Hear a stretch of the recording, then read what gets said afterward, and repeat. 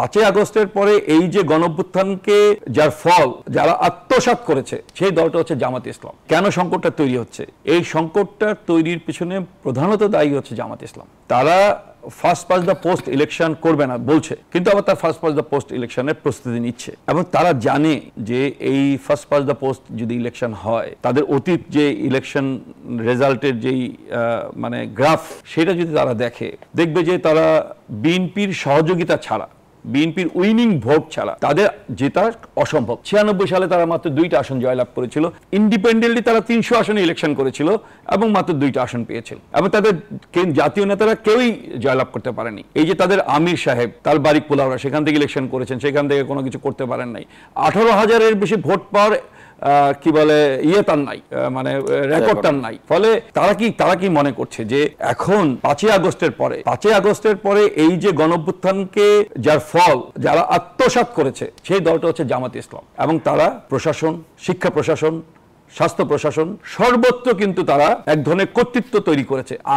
আমরা 5ই আগস্টের পরে এক ধরনের শান্তি শৃঙ্খলা ফিরিয়ে আনার জন্য কাজ করেছি, আর তারা হচ্ছে আপনার পদ পদবি দখল করার চেষ্টা করেছে। আমি নাম বলবো না, কিন্তু একজন সচিব আছেন এখন, যিনি 5ই আগস্টের রাতের বেলাও সিনিয়র অ্যাসিস্ট্যান্ট সেক্রেটারি ছিলেন। 3 মাসের মাথায় তিনি সচিব হয়েছেন, 2টা গুরুত্বপূর্ণ মন্ত্রণালয়ে তিনি পরপর পোস্টিং নিয়েছেন। এখন সচিবদেরও তিনি হলো সভাপতি হিসেবে দায়িত্ব পালন করছেন।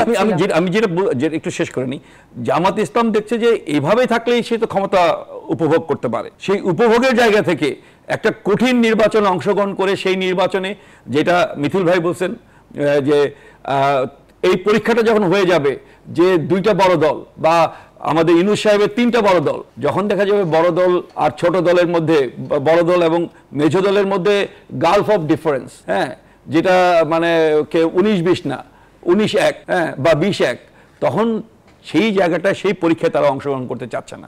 সেই কারণে তারা নির্বাচনকে পিছিয়ে দিতে যাচ্ছে। নির্বাচনে তারা হলো সংঘর্ষ তৈরি করে তাকে পিছিয়ে দেওয়ার চেষ্টা করছে। ফলে আমার মনে হয় যে যারা গণতান্ত্রিক রাজনৈতিক দল, ইনক্লুডিং কমিউনিস্ট পার্টির কথা আমি যদি বলি, অন্যান্য সেলিম ভাইয়ের দল, কে বলে আপনার বিএনপি, সবারই উচিত এখন সরকারের কাছে দাবি জানানো যে এই মুহূর্তে আপনি ঘোষণা করেন যে আপনার নির্বাচনী রোডম্যাপ কি, কোন দিন। আমি তফসিল তো ঘোষণা করবেন আপনি মানে একটা নিয়ম অনুযায়ী, কিন্তু কোন দিন আপনি তফসিল ঘোষণা করবেন সেই কথাটা জনগণকে আপনি জানিয়ে দেন।